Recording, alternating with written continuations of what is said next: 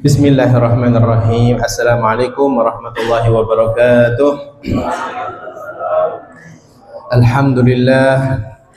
Alhamdulillahi nahmaduhu wa nasta'inuhu wa nastaghfiruh wa na'udzu billahi min syururi anfusina wa min sayyiati a'malina may yahdihillahu fala mudilla lahu wa may yudlil fala hadiyalah.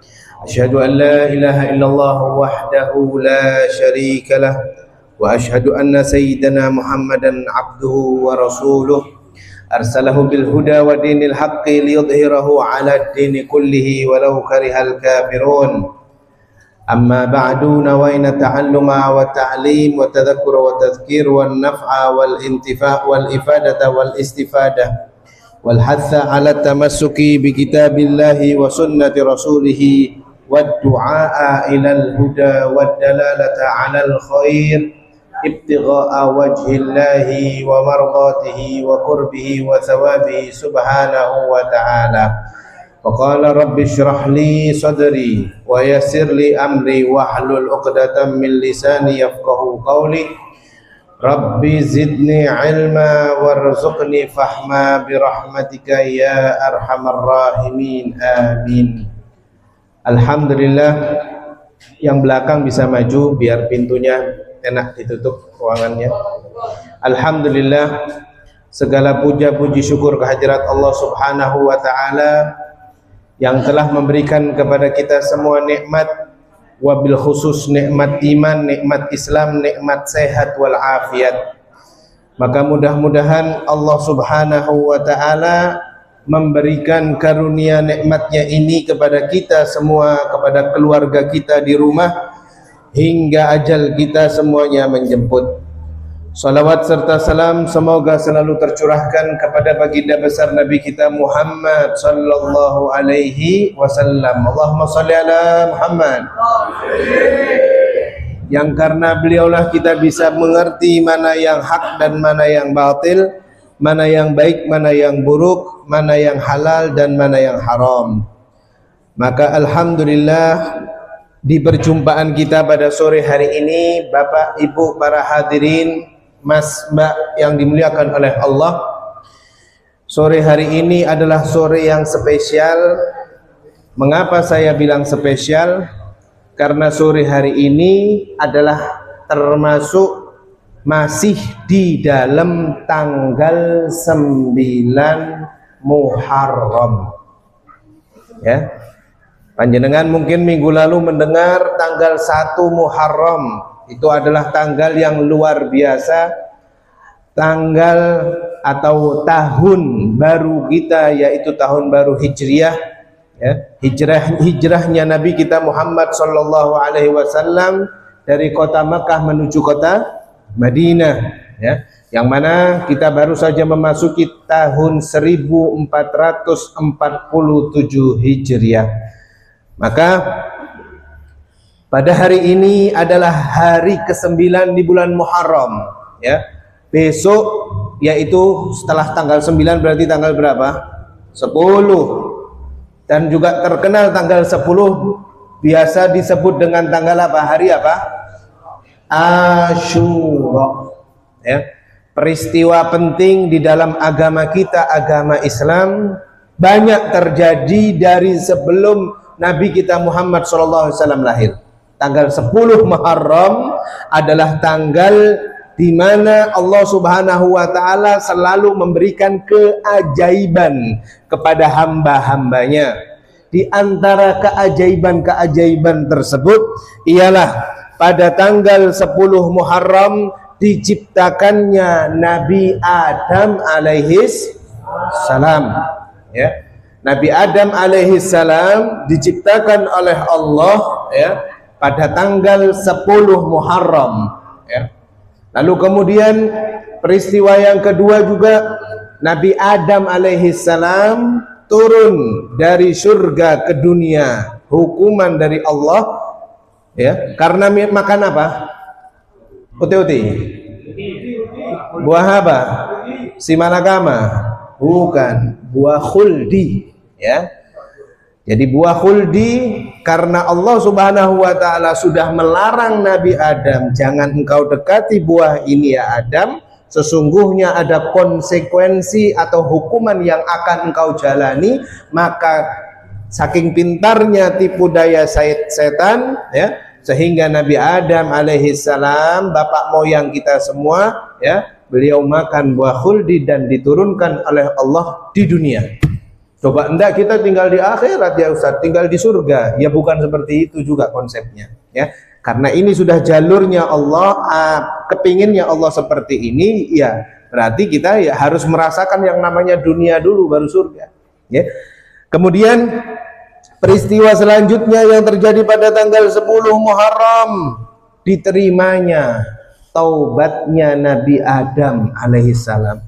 Setelah diturunkan dari surga di dunia, Nabi Adam alaihissalam taubat, tapi tidak langsung diterima sama Allah taubatnya, melainkan beliau selalu mengulangi kalimat doanya kepada Allah yang sudah ada di Al-Quran dan insya Allah panjenengan hafal di surat Al-Baqarah.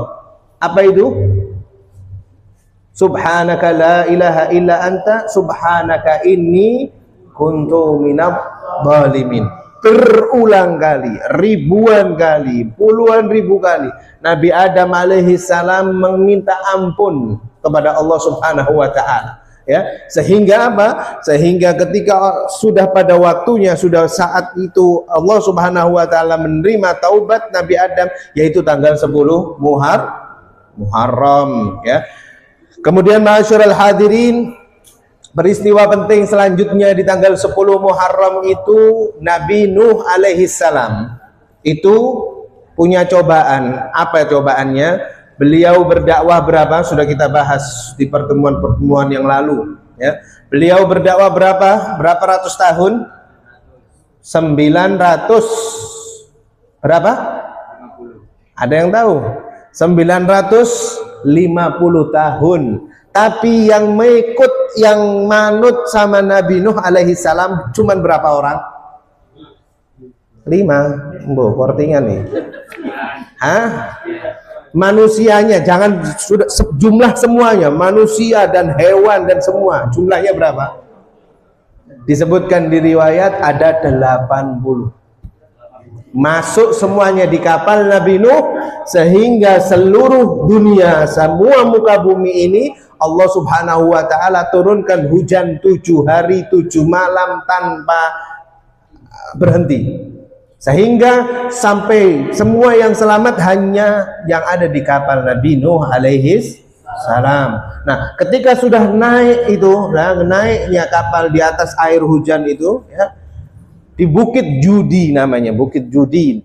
Jadi di bukit itu diturunkannya Nabi Nuh dengan semua umat yang ikut 80 orang di kapalnya Nabi Nuh itu, ialah di tanggal 10 Muharram atau hari Asyura tersebut.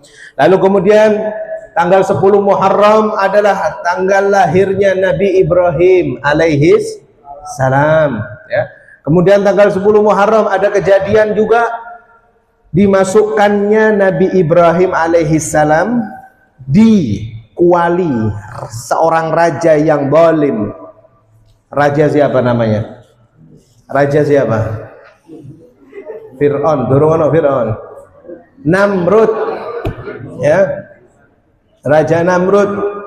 Dimasukkan Nabi Ibrahim di kuali raksasa yang mana di bawahnya terdapat api yang mendidih, dan Namrud mengharapkan Nabi Ibrahim mati, hangus, hancur tubuhnya.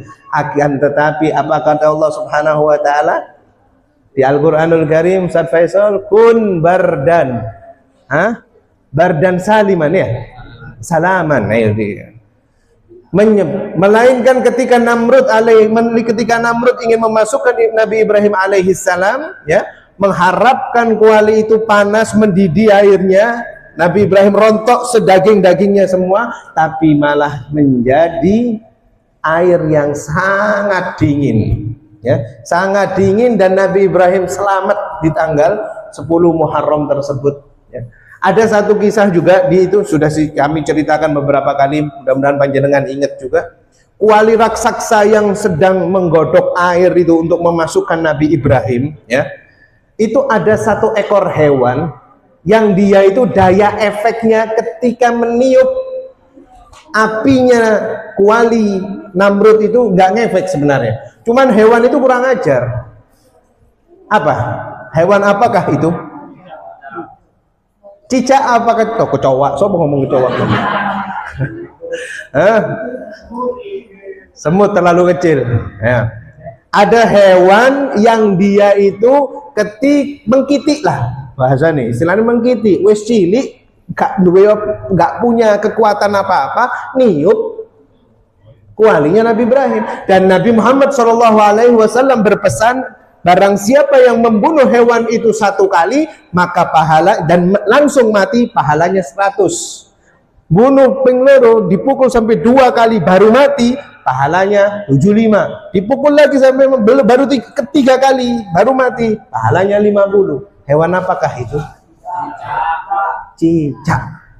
Ya, makanya sunnahnya Kanjeng Nabi kalau lihat cicak dibunuh, bukan disetip, bunuh. Ya. Jadi kan ada kan ya, kalau memang mengakibatkan dia ngati jenengan isok ngeker pas setip ngati itu pahala. Itu cicak, dia tidak punya daya efek apapun, tapi ikut-ikut meniup kualinya Nabi Ibrahim, kualinya Namrud ketika itu. Nah, saking senengnya cicak, ya maka dari itu cicak termasuk hewan yang berpahala apabila seseorang membunuhnya. Ya. Lalu kemudian banyak peristiwa penting di tanggal 10 Muharram yang akan terjadi besok hari Ahad, ya. Ahad tanggal 6 Juli 2025, ya. Di antaranya lagi Nabi Yusuf alaihissalam selamat, ya, selamat dari sumur yang dia dibunuh, yang dia direncanakan dibunuh oleh saudara-saudaranya, masuk ke dalam sumur agar supaya menjauhi saudara-saudaranya dan ayahnya, ya. Maka dari itu diselamatkannya Nabi Yusuf oleh para kafilah-kafilah yang pada saat itu sedang berjalan, ya, untuk mencari air minum di sumur, ya. Kemudian diselamatkannya pada tanggal 10 Muharram. Lalu kemudian tanggal 10 Muharram peristiwa penting ialah disembuhkannya Nabi Yakub matanya. Nabi Yakub alaihissalam, ya, Nabi Yakub memiliki cobaan oleh Allah, matanya buta, ya. Akan tetapi dengan qadratullah, dengan keinginan Allah Subhanahu wa taala, Nabi Yakub alaihissalam sembuh tanggal 10 Muharram, ya. Lalu kemudian lagi para ulama mengatakan peristiwa penting lainnya ialah terbelahnya Laut Merah. Nabi Musa alaihissalam dengan menanjapkan tongkatnya, ya, karena sudah dikejar di belakang oleh Fir'aun, lalu kemudian tidak ada jalan lain kecuali maju ke Laut Merah, lalu kemudian ditancapkan, lalu terbelahlah Laut Merah itu, ya. Maka itu juga terjadi pada tanggal 10 Muharram. Setelah melewati Laut Merah dari ujung ke ujung, Fir'aun dengan bala tentaranya juga mengikuti untuk mengejar Nabi Musa alaihissalam, ya. Ketika Nabi Musa sudah sampai di ujung selamat, baru diambil lagi tongkatnya, lalu Fir'aun dengan bala tentaranya mati seketika itu juga pada tanggal 10 Muharram, ya. Lalu kemudian lahirnya Nabi Isa alaihissalam juga pada tanggal 10 Muharram. Kemudian juga diangkatnya Nabi Isa alaihissalam ke langit. Sampai detik ini Nabi Isa masih hidup, ma'asyiral hadirin, ya. Dia ada di langit bersama Allah Azza wa Jalla, ya. Dan diangkatnya Nabi Isa dari dunia menuju langit, ya, sampai nanti akhir zaman Nabi Isa akan turun, ya. Diangkatnya Nabi Isa itu juga pada tanggal 10 Muharram. Kemudian juga Nabi Yunus alaihissalam, ya. Nabi Yunus itu selamat keluar dari perut ikan paus pada tanggal 10 Muharram.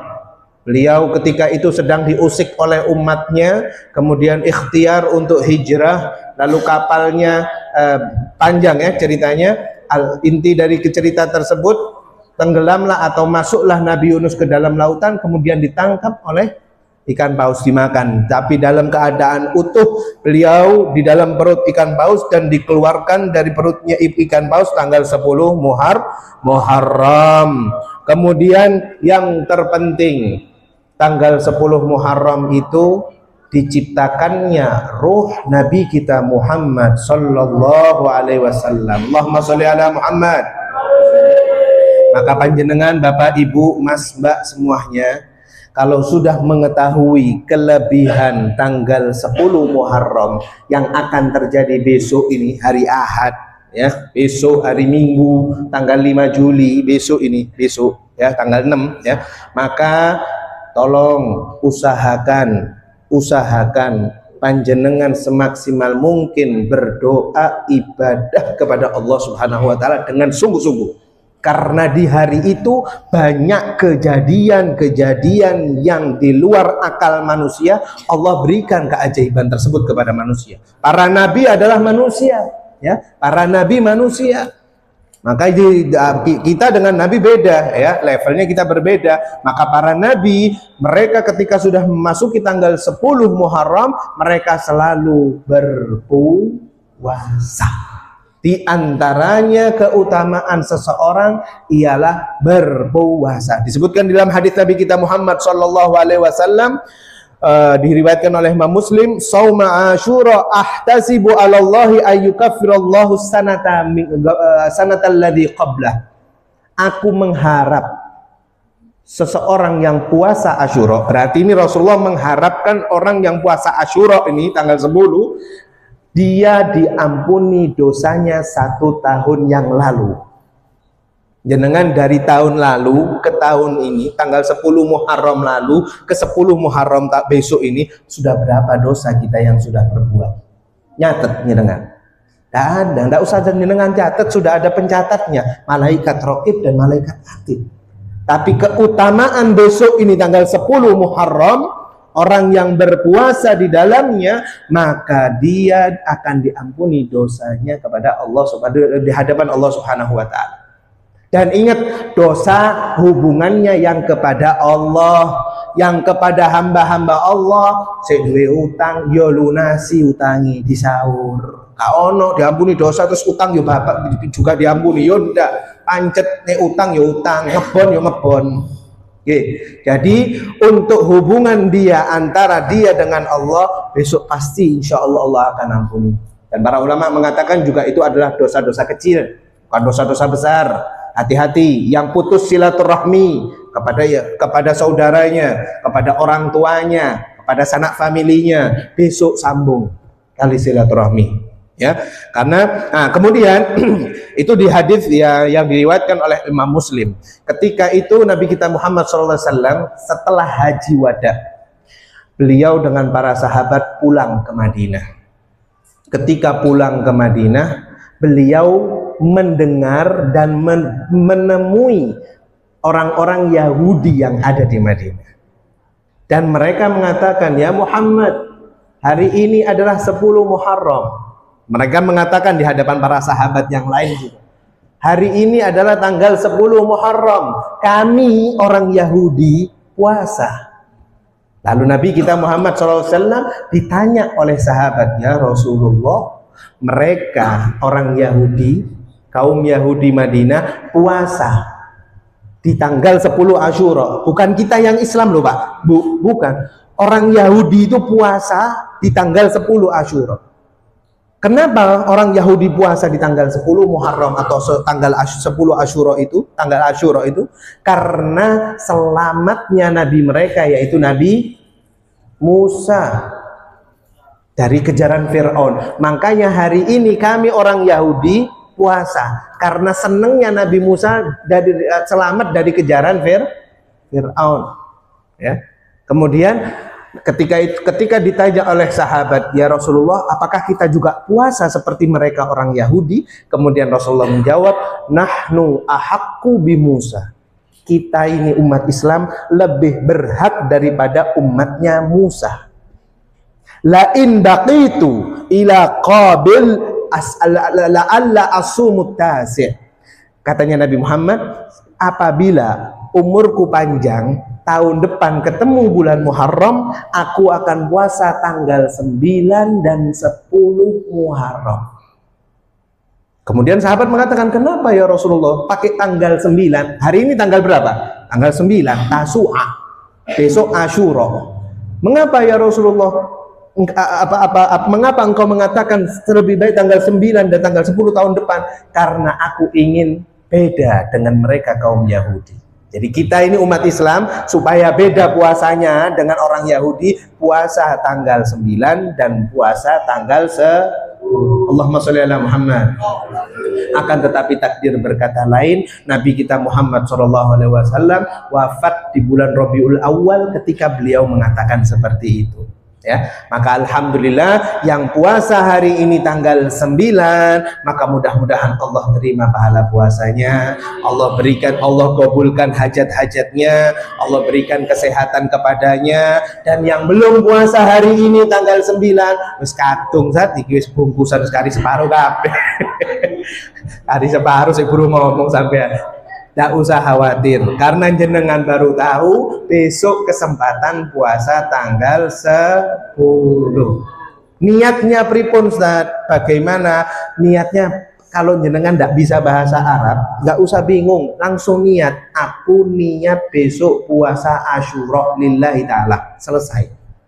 Kalau jenengan mau pakai bahasa Arab, nawaitu shauma ghadin an sunnati Asyura lillahi ta'ala. Selesai. Yang enggak, yang sudah ya sudah entek, akuane entek, yo jajane entek, mak jenenge menungso ya lali, ya enggak apa-apa, lupa tanggal 9, tapi ada kesempatan besok. Dan tahun depan mugi-mugi jenengan tidak lupa, mudah-mudahan tahun depan ditakdirkan tanggal 9 dan tanggal 10 juga berpuasa. Nah, amalan-amalan apa saja Ustadz besok ini tanggal 10 Muharram? Para ulama mengatakan amalan yang utama ialah puasa. Ya, seperti yang tadi kami sudah katakan, puasa. Ajak anak-anak kita, mumpung perayaan sekolah, pemane dino minggu, mumpung. Jadi mumpung kesempatan emas, karena di hari Asyura itu seperti yang saya sudah sampaikan tadi, Nabi Adam alaihissalam diterima taubatnya, Nabi Yunus bisa keluar dari perut ikan paus, kemudian Nabi Ibrahim bisa selamat dari kuali yang tidak masuk akal sebenarnya, dan lain sebagainya yang sudah saya sebutkan panjang kali lebar tadi, ya. Maka dari itu jenengan kalau besok puasa dan berdoa, insya Allah mustajabah, ya. Kemudian para ulama mengatakan amalan yang kedua ialah memperbanyak sholat sunnah. Yang biasanya sholat duhanya kelewat, monggo besok sholat duha 2 rakaat, 4 rakaat, 6 rakaat, mentok 8 rakaat. Yang biasanya sholat qobliyah duhur, ba'diyah duhur, azan duhur langsung masuk, tak pakai sholat sunnah, ayo besok sholat sunnah qobliyah, sholli qobliyatul duhur rakaataini lillahi ta'ala. Ya, qobliyah itu sholat sunnah sebelum, ba'diyah sholat sunnah sesudah, zuhur, asar, ya.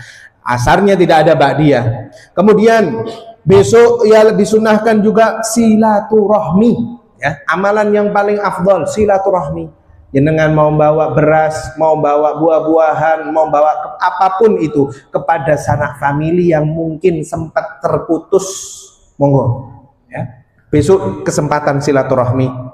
Kemudian besok kesempatan seseorang untuk diterimanya sodakoh, ya, sodakoh dengan niat apapun. Sodakoh jenengan niatkan untuk kedua orang tua, sodakoh niatkan untuk sehat afiat, itu dikabulkan, ya. Lalu ketiga mandi sunnah, kemudian mengunjungi orang alim, ya, mengunjungi guru-guru jenengan, masih ada jenengan masih ingat ada guru-guru jenengan, ya, yang mungkin ngajari ketika dulu Al-Qur'an, ya, ngajari alif ba ta, monggo di silaturahmi, ya. Besok menjenguk orang sakit, bagi yang sakit, ada teman kerabat sanak famili yang sakit, disunnahkan juga untuk di ziarahi atau diadu. Kemudian juga mengusap kepala anak yatim. Ustaz kula yatim, yuga kula wonten sekawan. Nah, ini jadi saya yatim, ya. Sing joko-joko iki terhitung yatim atau tidak? Ya. Yang mbak-mbak ini kehitung yatim atau enggak? Kalau memang dia tidak punya orang tua lagi, maka yatim. Oh, saya sudah ada cucu Ustaz, saya yatim piatu. Apakah ketika di masjid santunan saya melok di usap-usap, jangan, bukan ya. Batasan untuk orang laki-laki yatim itu ketika dia balik. Kalau sudah balik ya, umur berapa balik? Dari umur 9 sampai umur 15 tahun sudah balik, maka dia tidak termasuk kategori yatim lagi. Kalau itu anak laki-laki. Kalau anak perempuan, dia ditinggal oleh ayahnya dari kecil, yatim, dia yatim, sekarang kerja anaknya. Loh, masih kehitung yatim atau tidak Ustadz? Masih. Kapan status yatimnya ini menjadi gugur? Ketika dia sudah dipinang oleh suaminya. Jadi kalau sudah gubil tuh baru si anak perempuan gadis ini sudah tidak yatim lagi karena sudah ada yang memberikan nafkahnya, yaitu suaminya. Lalu kemudian meluaskan belanja keluarganya ya. Bagi suami-suami yang perhitungan kepada istrinya, besok jangan ya. Monggo besok diloskan. Bojone njaluk apa wae monggo jenengan turuti. Semakin diluaskan rezeki si istri, maka insya Allah akan diluaskan juga rezeki si suami. Si istri juga gitu, minta besok ini ya, minta. Yang jomblo saya nggak ngomong, ngapunten nggih, mohon maaf. Juara bertahan, saya sudah ngomong dari 2-3 tahun lalu, monggo langsung dan rapi dan selesai. Saya pancet wae jomblo, terserah mau sampai kapan. Pokoknya yang penting sudah kita doakan yang jomblo segera nikah, tapi saya pancet wae. Mas Wafi mana? Ada ya? Ada ya, alhamdulillah. Ini sudah enggak kan? Sudah enggak? Apa? Sampun nggih, alhamdulillah ya. Jadi meluaskan rezeki istri besok ya, besok. Lalu kemudian disunahkan juga memotong kuku ya. Besok disunahkan memotong kuku. Lalu kemudian apabila sempat dari besok habis sholat subuh sampai adzan maghrib membaca surat Al-Ikhlas 1000 kali kalau bisa. Kemudian membaca hasbunallah wa ni'mal wakil 70 kali. Kemudian kalau bisa juga membaca doa Asyura. Insyaallah jenengan searching dapat ya, doa Asyura ada. Mudah-mudahan Batu Beling sudah mempersiapkan nanti di channel YouTube-nya atau IG-nya ya. Jadi ada doa Asyura dibaca besok ya. Kurang lebihnya seperti itu. Mudah-mudahan bermanfaat bagi kita semua. Ini untuk pembuka dan pengingat kita untuk bulan Asyura tanggal 10 Muharram atau hari Asyura besok ya. Bapak Ibu yang dimuliakan oleh Allah, mari kita melanjutkan sedikit dari pembahasan selanjutnya, yaitu syurutu jam'i takdim. Monggo dibuka kitabnya. Faslun syurut qala al-musannifu rahimahullahu taala wa nafa'ana bi wa bi ulumihi fid dharaini amin. Faslun syurutu jam'i takdimi arba'atun al-buda'atu bil ula wan niyatul jam'i fiha wal muwalatu bainahuma wa dawamul udhri.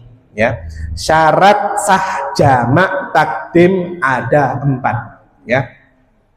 Di sini Bapak Ibu, ini sholat jamak artinya termasuk orang yang dikatakan musafir ya. Orang musafir itu dapat keringanan, dapat rukhsah dari Allah Subhanahu wa ta'ala. Jadi apabila keringanan ini tidak digunakan semaksimal mungkin, maka dia termasuk orang yang tanda kutip kurang ajar. Contohnya, jenengan sudah dikasih tahu sama Pak Bos, meneprei tidak ada kerja, besok tutup, kantor tutup. Oh, mboten iso Pak, harus saya masuk besok. Padahal tidak ada kerjaan, tetap mau masuk, ngetu mau masuk. Atau sekolah libur, tapi sudah dikasih surat edaran sekolah hari Minggu libur, tapi si murid ini tetap pengen masuk. Kira-kira ini termasuk kategori orang-orang apa ini seperti ini? Mokong. Nah, begitu juga seseorang musafir sedang perjalanan jauh, disuruh jamak, tapi dia tidak mau sholat jamak. Disuruh kosor, Allah ngasih keringanan kepada dia untuk kosor, tapi dia tidak mau. Alah, apa kosor wong awak dhewe sehat? Loh, ini bukan masalah sehat, ini masalah keringanan. Allah tahu kita sehat. Tapi lihat dulu, Anda ini perjalanannya jauh atau perjalanan pendek, ya, masafah qalil atau masafah tawil atau gosir, ya. Jadi dilihat, banyak diantaranya orang-orang, misal saya sering kedapatan, dan waktu itu sempat ada yang tanya juga, saya ingat di sini, dia perjalanannya ke Jakarta, dia nggak mau, dia perjalanan ke Jakarta untuk tugas, atau jangankan Jakarta, apa Jawa Tengah kemarin itu, atau apapun lah, dia perjalanan, kalau sini Jakarta berapa kilometer? 700-an ya, katuhan ya, katuhan. Jogja yang kemarin ke Jogja berapa kilometer Jogja itu? 200 juga sebenarnya Jogja, kan belum nyambung tolnya itu, baru kemarin Prambanan. Atau gini, ke Malang lah, ke Malang kota berapa? 100 kalau lewat tol. Kalau lewat bawah, kalau 50, lalu apa 300 sih? Gak sampai 80, saya lupa berapa. Tapi kalau lewat bawah itu lebih pendek daripada tol. Tol 100, betul. Jadi anggapannya tol itu kalau misalnya dari Ampel ke Tuban kota, itu saya ngitung 102 km. Tuban kota, kilometer motor mobil ya, 102 Tuban ya. Bojonegoro berapa kilo? Sing biasa ning Bojonegoro iso apa?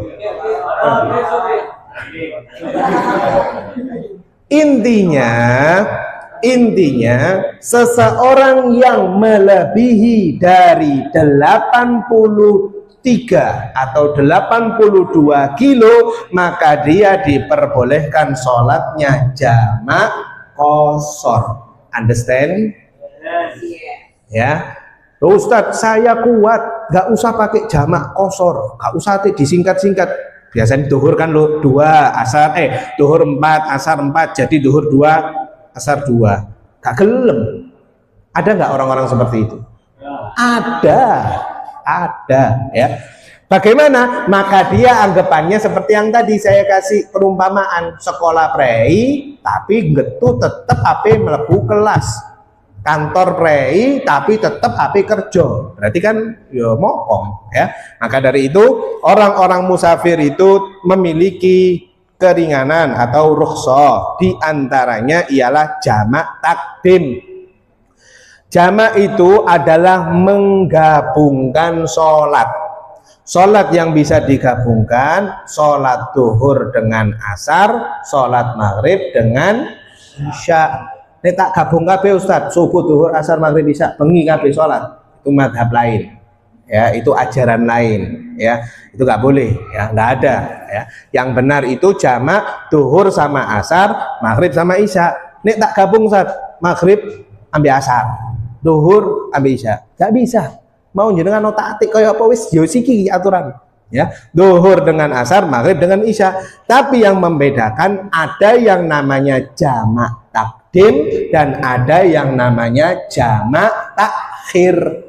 Jamak takdim itu dilakukan haiki al-buda'atu bil ula, dilakukan dimulainya dari sholat yang pertama ya. Jenengan proposisi perjalanan jam 10 menuju Bojonegoro. Bojonegoro berapa kilo tadi? Mas driver, berapa kilo? Berapa kilo? Lebih dari 83 kan? Hah? Lebih ya? 80 lebih ya. Nah, jenengan dari Surabaya jam 10 sampai Bojonegoro jam pinten? 3 jam ya? Jam 1-an ya? 3 jam ya, kalau santai lah 3 jam. Yang dilihat itu bukan jamnya loh Pak, yang dilihat kiloannya ya. Jangan salah jenengan ke Malang bisa sebentar kalau jenengan ngebut ya kan, meskipun 100 kilo, tapi lihat dulu meskipun meskipun jumlahnya kita cepat, meskipun 1 jam, tapi nek totalannya kiloannya lebih dari 82 atau 83 kilo, maka termasuk kita bisa atau diperbolehkan jamak qashar. Jenengan sekarang kalau ke Sidoarjo, boleh nggak sholat jamak qashar? Nah, neng Gresik, jenengan nang Gresik, Jenengan asli domisili Surabaya ke Gresik, keluar, berarti jenengan kan keluar kota dong. Iya kan? Boleh nggak sholat jamak kosor? Boleh atau enggak? Hah?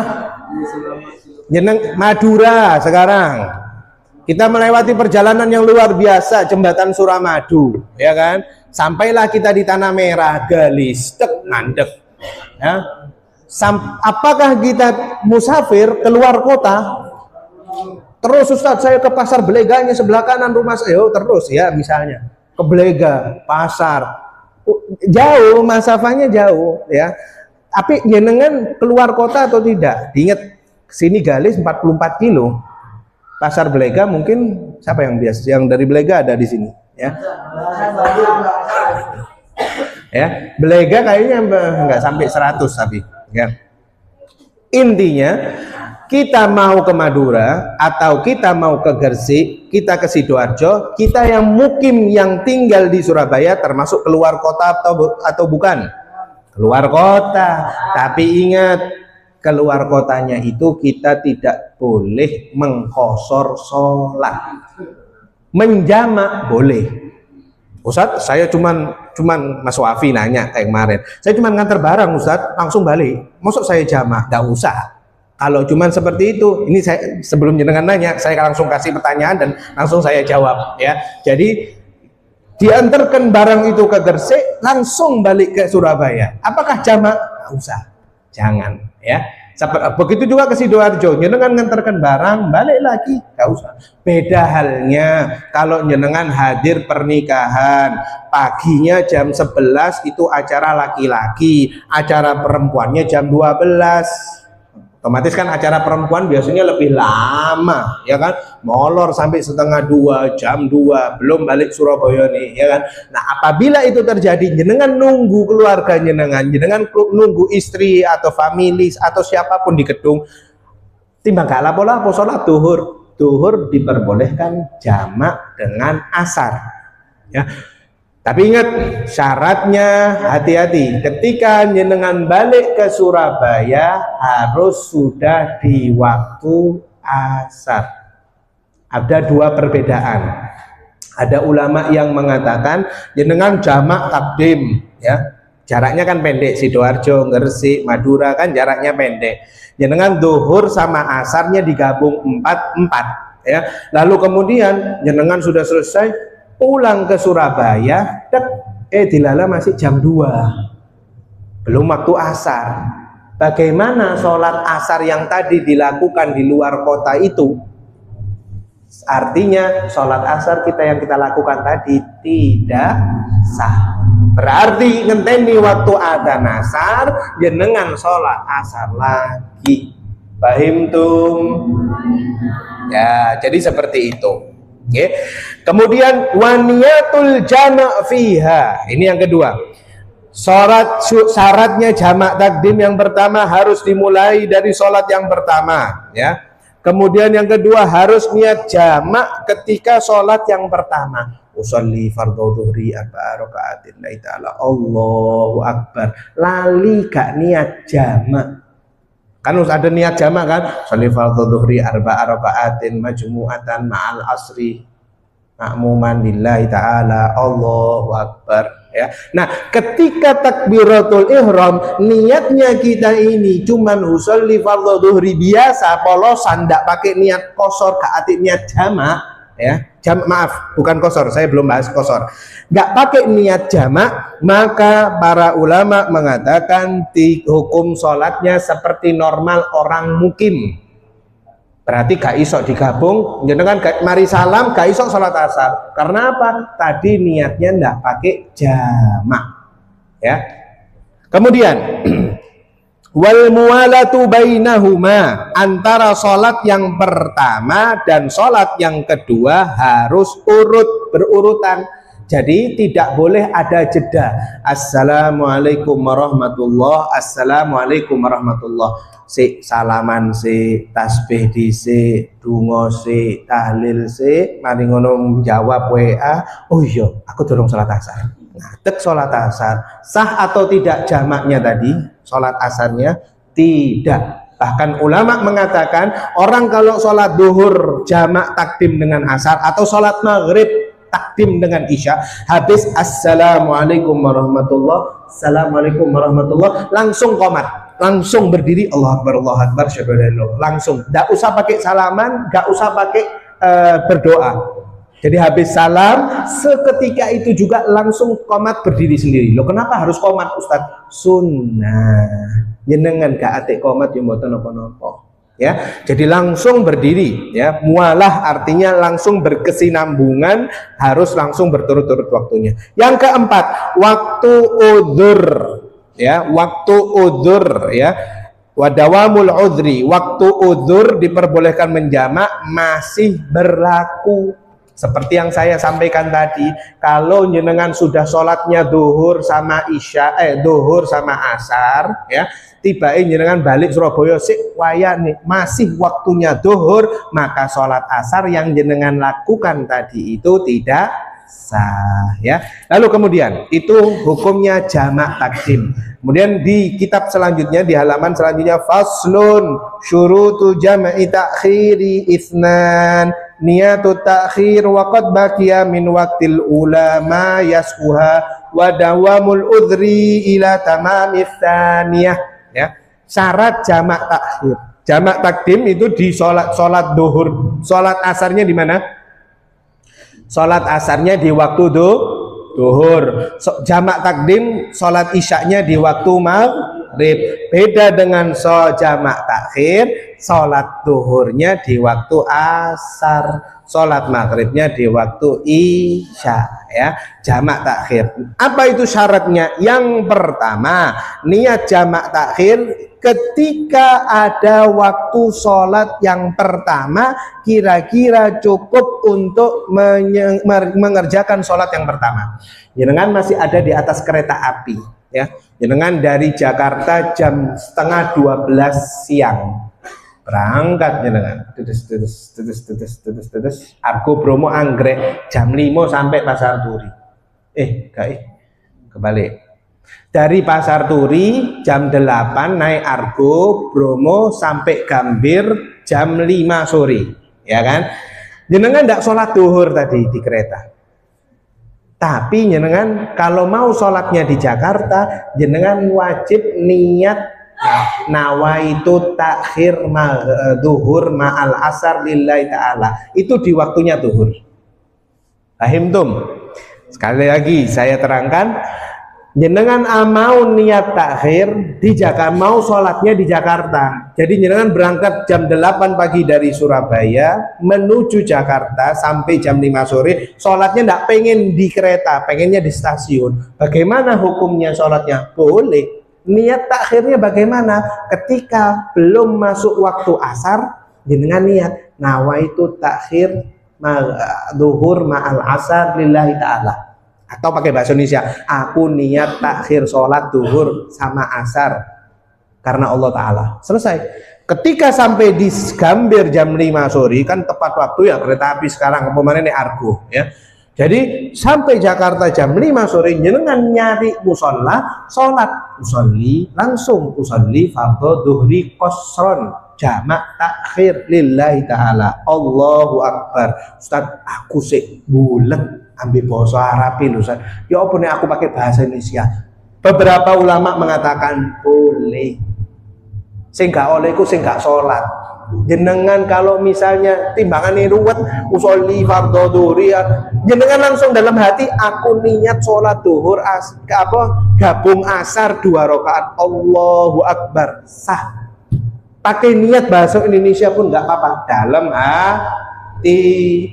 Dan jenengan udah pakai lisan, batal, ya nggak boleh. Beberapa ulama mengatakan diperbolehkan. Kalau saya ruwet usolli jamak takhir qasron, wis nggak usah. Kita sebenarnya kalau sholat seperti yang sudah kami terangkan di waktu-waktu sebelumnya kemarin, sholat itu intinya apa sih?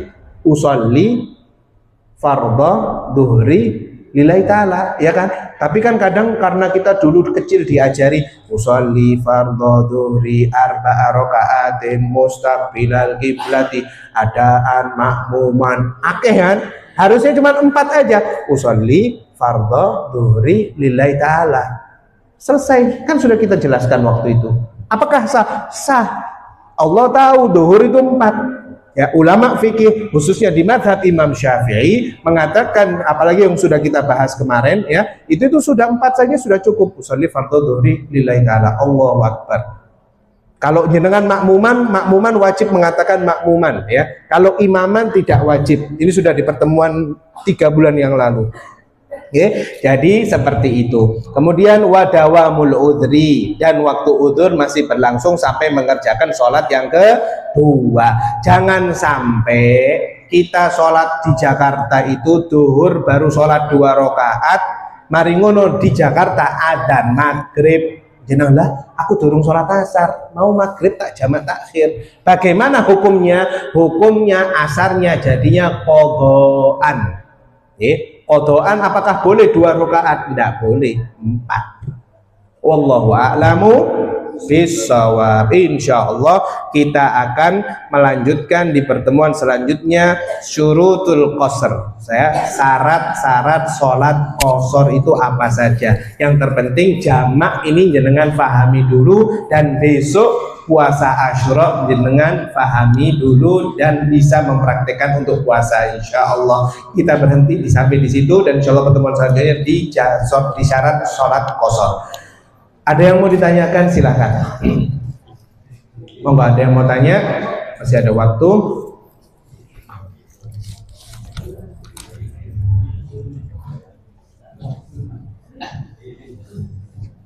Ibu-ibu ada yang mau ditanyakan? Mbak-mbak, Ustaz, saya besok mau puasa Asyura tapi saya belum qadhaan Ramadan. Ayo, kalau gitu saya yang nanya, jenengan jawab dewi. Aku kalem, aku wis takon. Monggo, yang mau tanya silakan. Yang tadi saya yang nanya, jenengan yang jawab sendiri. Monggo silakan.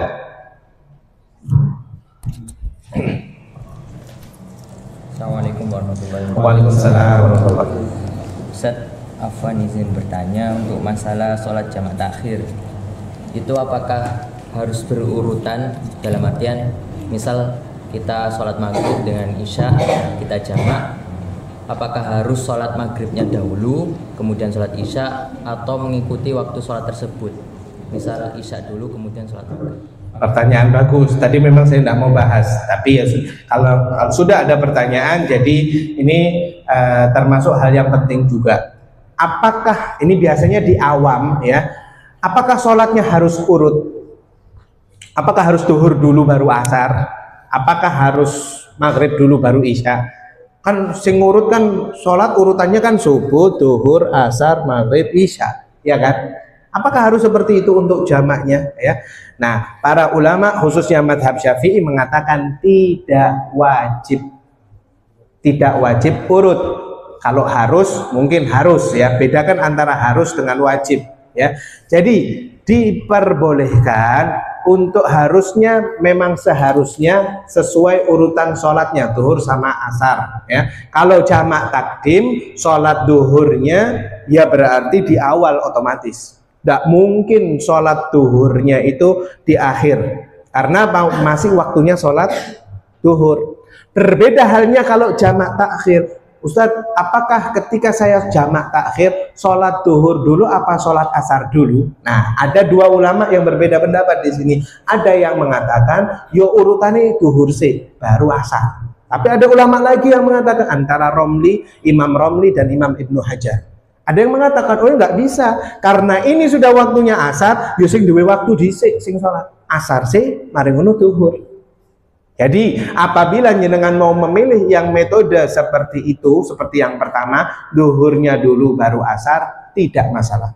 Apabila ini jamak takhir ya, apabila mau sholat asarnya dulu baru duhur juga tidak ada masalah, karena waktunya itu di waktu yang sama. Berbeda dengan orang sholat duhur asar jamak takdim, tapi sing sholatnya sholat ini dulu, sholat asar dulu di waktu duhur, kabeh. Atau ya diingat ini, jenengan musafir perjalanan ya ke Bojonegoro atau ke Tuban atau ke Lamongan, itu masih tahu sudah berapa kilo ya Lamongan ya, saya lupa. Sampai 70 berarti nggak sampai ya, berarti belum sampai 82 atau 83. Yang terpenting ketika jenengan sedang musafir, jenengan mau sholat, jangan asal ndulit wong sholat ngarepe. Ini pernah kejadian. Jadi ada orang sholat, asal didulit, jenengan niati kosor, lah wong iki niati papat. Nyambung nggak kira-kira? Enggak, berarti sholatnya jenengan tidak sah. Jadi jenengan usolli fardhu dhuhri rakaataini qasran lillahi ta'ala Allahu akbar. Jenengan sebagai makmum sholatnya 2 rakaat, imamnya 4. Otomatis imam setelah tasyahud awal asyhadu an la ilaha illallah wa asyhadu anna muhammadar rasulullah Allahu akbar. Imam kan rakaat ketiga. Dan jenengan makmum ya apa? Mau niatnya qasar, niatnya 2. Apakah ya nggak apa-apa Ustaz membatalkan ya, kalau jenengan membatalkan sholat jenengan otomatis pahalanya ya hilang ya, pahala jamaahnya hilang. Atau ulama ada yang mengatakan dari pertama itu sudah tidak sah ya, karena sholatnya orang yang mukim dengan sholatnya orang yang musafir itu berbeda. Beda halnya jenengan kalau sholatnya di rest area. Ustaz saya langsung memelok berjamaah panjang di rest area, saya lihat karena rest area otomatis orang yang rata-rata yang sholat di masjidnya itu adalah musafir, berarti diperbolehkan kita langsung ngikut karena rata-rata di rest area itu mereka sholatnya musafir. Berbeda kalau yang sholat itu jamaah asli, biasanya kan ada imamnya asli. Nah imamnya asli itu biasanya sholatnya 4, jenengan otomatis mau qasar tidak bisa ya, berarti nunut aja 4 duhur 2 asar. Understand? Wallahu a'lam bishawab. Ada yang mau tanyakan lagi? Namun mari kita tutup dengan doa. Semoga Allah Subhanahu wa ta'ala memberikan kekuatan kepada kita untuk bisa berpuasa Asyura besok, memberikan hidayah kepada kita, sanak famili kita, keluarga kita, memberikan kekuatan untuk berpuasa besok di tanggal 10 Muharram insyaallah. Bismillahirrahmanirrahim. Alhamdulillahirabbil alamin. Allahumma shalli wa sallim ala sayyidina Muhammadin wa ala ali sayyidina Muhammad. Allahumma ja'al jam'ana hadza jam'an marhuma wa tafarraqana min ba'dihi tafarruqan ma'suma wa la taj'al fina saqiyan wa la mahruma bi rahmatika ya arhamar rahimin wa ya akramal akramin. Allahumma ja'alna min ahlil khair, Allahumma ja'alna min ahli ta'ah, Allahumma ja'alna min ahli istiqamah, Allahumma ja'alna min ahli salatil jamaah. Allahumma ighfir lana dhunubana wa liwalidina wa li jami'il muslimin wal muslimat, khususan ikhwanana muslimin fi Palestin wa fi Sudan wa fil Yaman wa fi jami' buldan al muslimin. Allahumma inna nas'aluka ziyadatan fid din wa barakatan fil umur wa sihatan fil jasad wa sihatan fil rizq wa taubatan qabla al maut wa shahadatan 'inda al maut wa maghfiratan ba'da al maut wal 'afwan lil hisab wa amana min al 'adzab wa nasiban min al jannah warzuqna an-nadhara ila wajhikal karim. Allahumma iftah lana futuhal 'arifin wa faqihna fid din wa yu'allimna ta'wil. Allahumma rabbana آتنا في الدنيا حسنة وفي الآخرة حسنة وقنا عذاب النار وادخلنا الجنة مع الأبرار يا عزيز يا غفار يا رب العالمين. وصلى الله على سيدنا محمد وعلى آله وصحبه وسلم بحق سبحان ربك رب العزة عما يصفون وسلام على المرسلين والحمد لله رب العالمين بسر الفاتحة. yang namanya mustaqim shiratal ladzina an'amta 'alaihim. Sekian saya akhiri, wabillahi taufik wal hidayah. Wassalamualaikum warahmatullahi wabarakatuh. Allahumma shalli ala Muhammad